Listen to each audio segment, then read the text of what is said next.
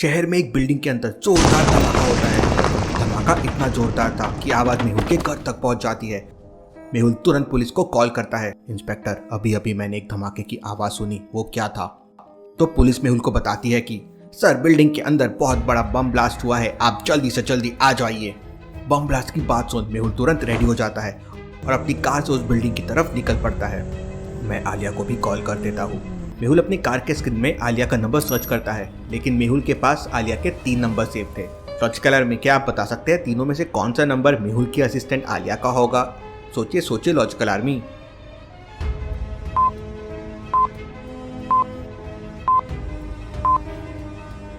ध्यान से देखिए, पहला नंबर 3 साल पहले सेव किया गया था, दूसरा नंबर 2 साल पहले सेव किया गया था और तीसरा नंबर 1 महीने पहले सेव किया गया। अब आलिया तो मेहुल की असिस्टेंट अभी अभी बनी है, मतलब यही उसका नंबर होगा। मेहुल कॉल लगाता है, लेकिन आलिया का नंबर स्विच ऑफ आ रहा था। लगता है आलिया अपना मोबाइल बंद करके आराम से सो रही है। मुझे ही कुछ करना होगा। मेहुल एक चौराहे तक पहुंच जाता है। उस चौराहे से बिल्डिंग तक पहुंचने के लिए 2 रास्ते थे। पहला रास्ता कालबा देवी से होते हुए जाता है, लेकिन लास्ट वीक वहां पे रोड का काम चालू था, खत्म हुआ या नहीं मेहुल को आइडिया नहीं था। दूसरा रास्ता जंगल से होते हुए जाता है, लेकिन वहां बड़े बड़े जंगली हाथी रास्ता रोक लेते हैं और पिछले हफ्ते एक कार पे हमला भी कर दिया था। अगर ऐसे हाथी मेहुल को मिल जाए तो ब्लास्ट सीन तक पहुंचने में देरी हो जाएगी। अब सोचिए लॉजिकल आर्मी और मुझे बताइए ए और बी में से कौन सा रास्ता लेना चाहिए मेहुल को? सोचिए सोचिए लॉजिकल आर्मी।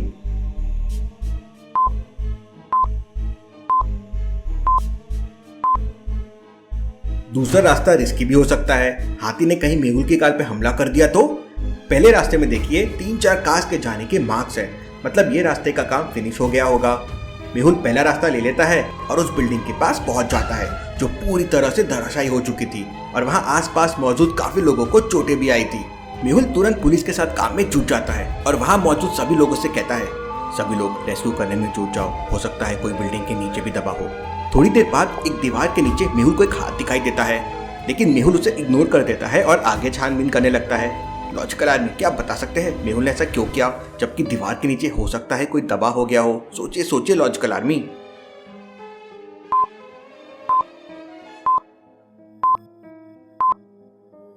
ध्यान से देखिए, वो हाथ नकली है क्योंकि उसके हाथ की हथेली पे कोई रेखा नहीं है, जबकि इंसानों की हथेली पे रेखाएं होती है। यहीं से मेहुल समझ जाता है कि वो किसी पुतले या खिलौने का हाथ होगा। काफी देर तक रेस्क्यू करने के बाद मेहुल को वहाँ कोई नहीं मिलता। लगता है बिल्डिंग के अंदर कोई नहीं था। तभी अचानक वहाँ पे बहुत सारी मीडिया आ जाती है और मेहुल से तरह तरह के सवाल करने लगती है। मेहुल मीडिया वालों से कहता है, बिल्डिंग के अंदर कोई नहीं था, इसलिए किसी की भी डेथ नहीं हुई है, हम लोग बम ब्लास्ट की छानबीन कर रहे हैं। तभी एक जोरदार ब्लास्ट और होता है और सभी लोग हिल जाते हैं। ओह नो, शहर में एक और ब्लास्ट हो गया। शहर की सबसे बड़ी बिल्डिंग में एक बहुत बड़ा बम ब्लास्ट हो गया था और एक हरे कलर की गैस पूरे शहर में फैलने लगी थी। Interesting, very very interesting. ये सब क्या हो रहा है आज रात? देखते ही देखते वहाँ आसपास के सभी लोग बेहोश होने लगते हैं। मेहुल को भी चक्कर आने लगते हैं। लगता है ये स्लीपिंग गैस है, सब बेहोश हो रहे हैं। अब मेहुल के पास खुद को बचाने के लिए 3 रास्ते थे। पहला, पुलिस की कार जो मेहुल के एकदम पास में खड़ी थी। मेहुल पुलिस की कार लेकर तुरंत वहाँ से भाग सकता है। दूसरा, मेहुल की कार जिसमें सिक्योर सिस्टम है, लेकिन मेहुल की कार लगभग 200 मीटर दूर पेड़ के नीचे खड़ी है और उसकी कार तक पहुँचते पहुँचते शायद मेहुल बेहोश भी हो सकता है। तीसरा, मेहुल बगल वाले घर में जाके छुप जाए। तो लॉजिकल आर्मी, आप बता सकते हैं जान बचाने के लिए मेहुल को क्या करना चाहिए?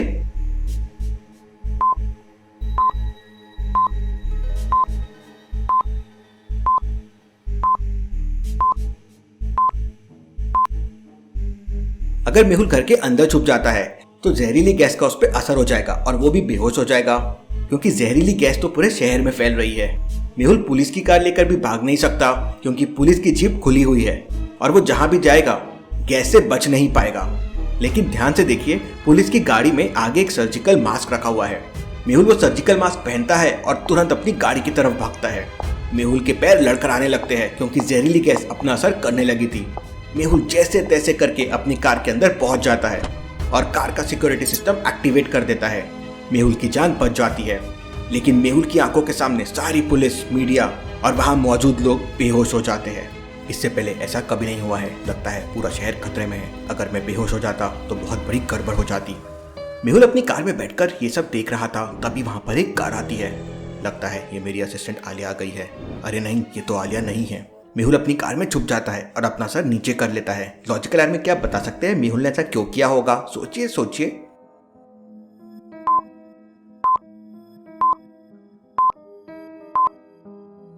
ध्यान से देखिए, कार बड़ी ही लग्जरियस है और आलिया के पास ऐसी कार कहाँ से आएगी? वो तो स्कूटी चलाती है।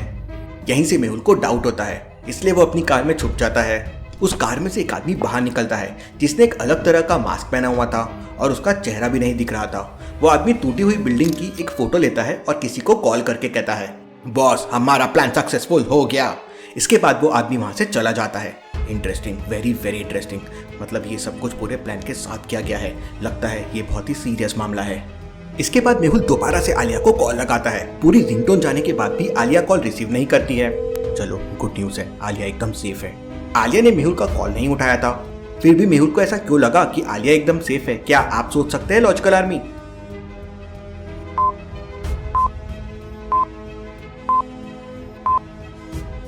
बिल्डिंग में धमाके के बाद जब मेहुल कार से आ रहा था तो उसने आलिया को कॉल किया था, लेकिन तभी आलिया का फोन स्विच ऑफ था। लेकिन अभी आलिया के पास रिंगटोन जा रही है, इसका मतलब आलिया सही सलामत होगी और उसने मोबाइल को ऑन किया होगा।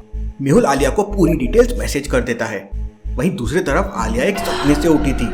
आलिया ने देखा था कि मेहुल एक जेल में रस्सी से बंधा हुआ है और एक जहरीली गैस उसे मार रही है।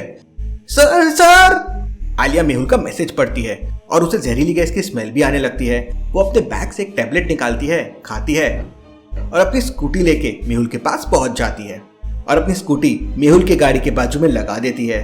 मेरा अंदाजा सही निकला, आलिया बिल्कुल सेफ है। आलिया मेहुल को मैसेज करती है कार का दरवाजा खोलने के लिए। ये लड़की बिल्कुल पागल है, बाहर जहरीली गैस है और इसे अंदर आना है, मुझे मारना है। लेकिन इससे जहरीली गैस का असर क्यों नहीं हो रहा है? मेहुल कार का दरवाजा खोल देता है और आलिया तुरंत मेहुल की कार में आ जाती है। आलिया फिर मेहुल को एक छोटा सा बॉक्स देती है जिसमें एक पासवर्ड लगा हुआ था। इसमें क्या है आलिया? सर इसमें एक टैबलेट है, आप उसे खा लीजिए। कौन सी टैबलेट? और भला मुझे टैबलेट खाने की क्या जरूरत है? तुम क्या बकवास कर रही हो आलिया? आलिया की बातें सुन मेहुल का दिमाग खराब हो जाता है और मेहुल उस बॉक्स में लगे पासवर्ड को खोलने लगता है। लॉजिकल आर्मी क्या आप बता सकते हैं तीनों में से कौन सा बटन मेहुल को दबाना चाहिए जिससे वो बॉक्स ओपन हो जाएगा? सोचिए सोचिए लॉजिकल आर्मी और मुझे आपका आंसर कमेंट करके बताएं।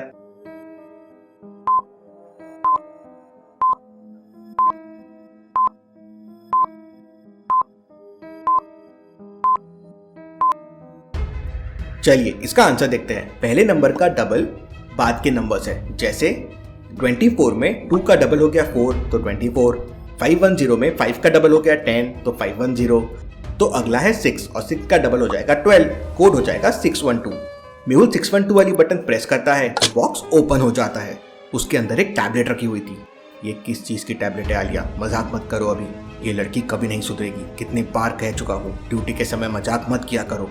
फिर आलिया मेहुल को बताती है कि सर पूरे शहर में जहरीली गैस का जो ब्लास्ट हुआ है उसमें क्लोरोफिल केमिकल था जिससे सारे लोग बेहोश हो गए हैं और गहरी नींद में सो गए हैं। ये उसकी एंटी टैबलेट है, इसे खाने के बाद आपकी बॉडी में जितना भी केमिकल गया होगा सर वो खत्म हो जाएगा। इतना सुनते ही मेहुल तुरंत टैबलेट खा लेता है। आलिया कभी कभी तुम बहुत समझदारी वाला काम कर देती हो, इसलिए मैंने तुम्हें असिस्टेंट बनाया है। अब मुझे डॉक्टर संजना और भूल भुलैया साइंटिस्ट की मदद लेनी ही पड़ेगी क्योंकि पूरा शहर खतरे में है और भूल भुलैया साइंटिस्ट के पास इसका कोई ना कोई उपाय जरूर होगा। क्या मेहुल शहर के सारे लोगों की जान बचा पाएगा? क्या डॉक्टर संजना और भूल भुलैया साइंटिस्ट भी इस केमिकल के कारण बेहोश हो गए होंगे? इसके बाद की कहानी देखेंगे अब अगले एपिसोड में। Thank you.